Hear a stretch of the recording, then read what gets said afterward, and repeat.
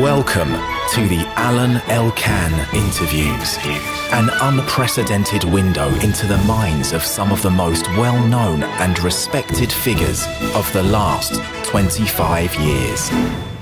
To live in the street and take heroin is not exactly conventional, right? No. You did that because you were desperate, or you did that because you had I fun? wanted to escape. I wanted to get away from my mother, away from the Stones, away from that whole society. I don't really know. I just wanted to run away. But it was hard to be with the Stones? I thought so. I didn't really fit. It wasn't the sort of life I wanted. But what kind of life it was? It was very glamorous, a lot of money, all that kind of thing, you know. I mean, it wasn't my money, but, you know. And you felt prisoner? Yeah. And you are still in good relationship with them? Yeah. I'm good friends with Keith and his family. And I'm fond of Mick. I'm very fond of Mick. I'm very fond of Charlie. I admire and respect the Rolling Stones. I just didn't want to be part of that world. You were also friendly with the Beatles? Yeah, I was. And Yoko I loved very much. And you're still friends? Yes. Let's say your first real success was Broken English, right? Yeah. Why was it so successful? Well, I don't know.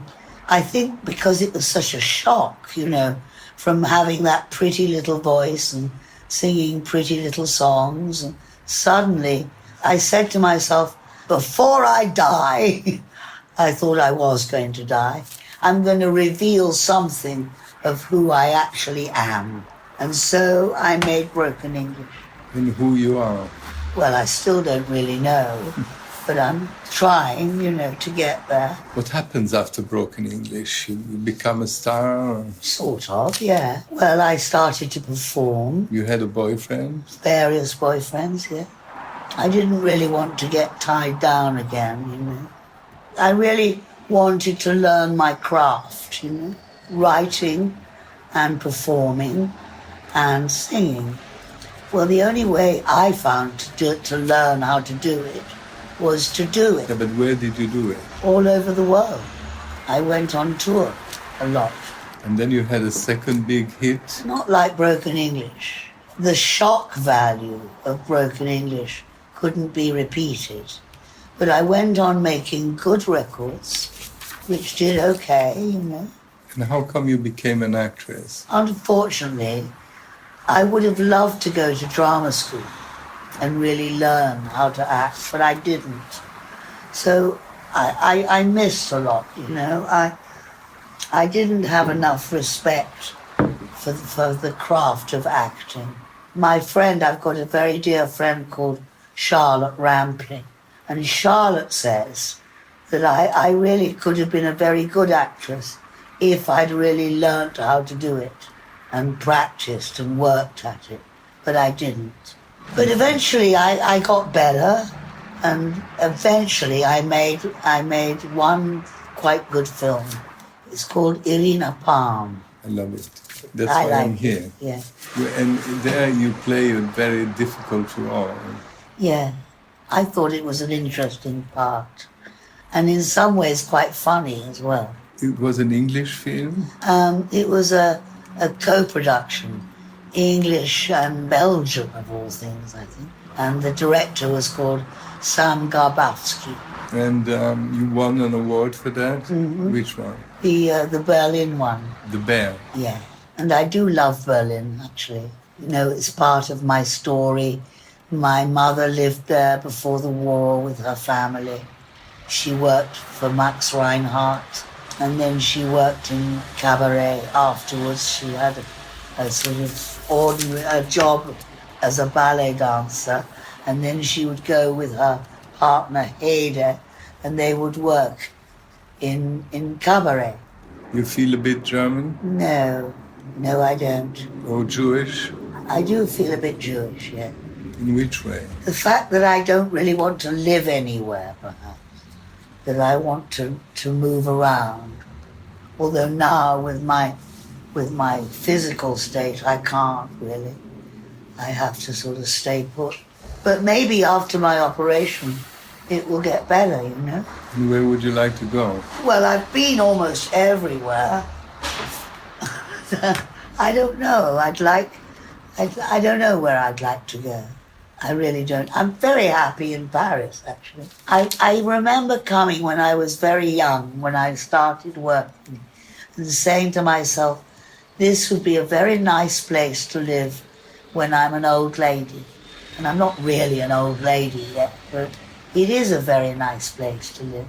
They have respect for older women, whereas in England and America, when you get old, you're just sort of thrown away like garbage, I think. I mean, that's a bit of a sweeping statement, but there is a lack of respect, yes, I think. I may be wrong. Do you feel at home with the French? I like them, yeah. You have many friends? Yeah, I do. But I have many friends everywhere. I mean, one of the tragic things about this record is that so many of my friends in the last few years have died, but I still have some left. Why they died? I don't know, they just did. Which one of the Beatles was your friend, Paul? I was good friends with Paul, yes. And I very much admired John as well. How was he? He was kind of frightening, I thought. I was so much younger, and he was great friends with John Dunbar, my husband. Was frightening. I thought so. He was so brilliantly clever, and he never did it to me, but I saw him cut people to shreds. And he was always kind to me, John Lennon, but I saw how cruel he could be. I don't know if he really fit in with the Beatles any more than I did with the Stones. He fit in with Yoko. There was a lot of sex, no? I don't know. I suppose so. They were always in bed, no? I don't think that meant sex. I think it was a statement, you know? I don't think it was about sex. How do you feel? I mean, all that time is over, right? The Rolling Stones, the Beatles, the Soho of Bacon and Freud and all these ladies. How do you feel today in this Brexit time? Well, I think it's pretty awful now, I must say. I don't like it. Hal Wilner, who's a great friend of mine, has a theory, and he thinks that every 70 years it's like the Nazis come back. And I sort of think they do, you know. What with Trump and ISIS and Brexit and all that. We're still feeling the backlash from the 60s, you know.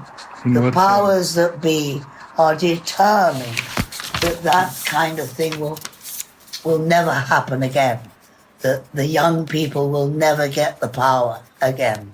Everything is as conventional and boring and repressive as possible. We live in an internet world. I know, I hate it. It's all so false somehow. I like real people. I like looking at their faces. That's what I like about performing, you know. I like to look at people. They look at me, and I want to look at them. I mean, now, with my physical condition, I won't be able to tour very much anymore. But I will be able to do some performances. And I do love it. I just wish I hadn't lost my health, you know. I had all these accidents. I broke my back, then I broke my hip twice, then I got a bone infection. It was awful, you know. And I ended up not in very good shape. That's why I have to look after myself so well and go for walks. And I mean, I don't look after myself as well as I should. But you're also an intellectual, right? I mean, I never called myself. I read you're a friend of Roberto Calasso. Oh, you're a friend of, you read many books. Your father was an intellectual. He was, yeah. So what remains of that in you or in your songs? Well, it remains in my reading and my choice of reading. I just went through a long period of reading Huxley, which I enjoyed very much. I've been reading Montaigne, and it's very interesting. And I find it very interesting that Shakespeare read Montaigne as well. Negative capability is actually something that was really invented by William Shakespeare. And what it means, which is something Shakespeare did brilliantly and was the first person to do it, is to look at something from all different kinds of points of view at the same time, which is a great gift for a writer. I liked to think of myself as if I was an intellectual, although I didn't go to university. And Henrietta kind of put me straight on that. She was English. Yeah. She set me straight about the fact that I was not an intellectual. And I realised I probably wasn't. But I'm a bit more intellectual than she realised, I think. She wasn't putting me down. What are your songs about?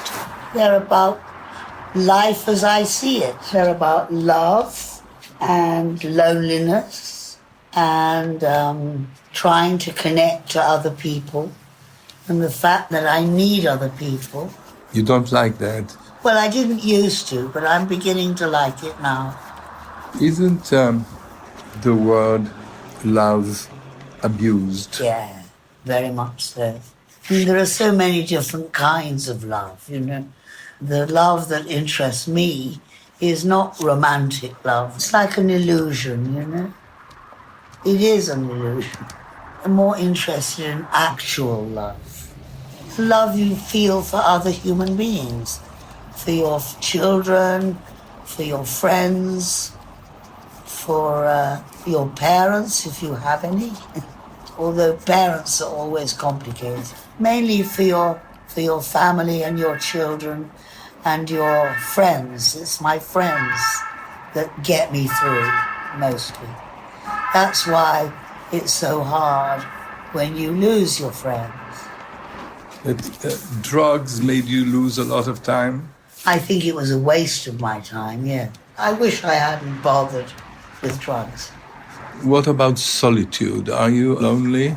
There's solitude and being alone, and then there's loneliness. And I am always working towards just accepting being alone and solitude. And I do enjoy it and not seeing it as loneliness. I live alone, but I have a lot of friends who I love very much. But you don't believe in love? I do. No, but not in love, men. Well, not at the moment, no. You mean you're not searching for love? I don't know. Maybe I am. I never know. Alain Elkann interviews.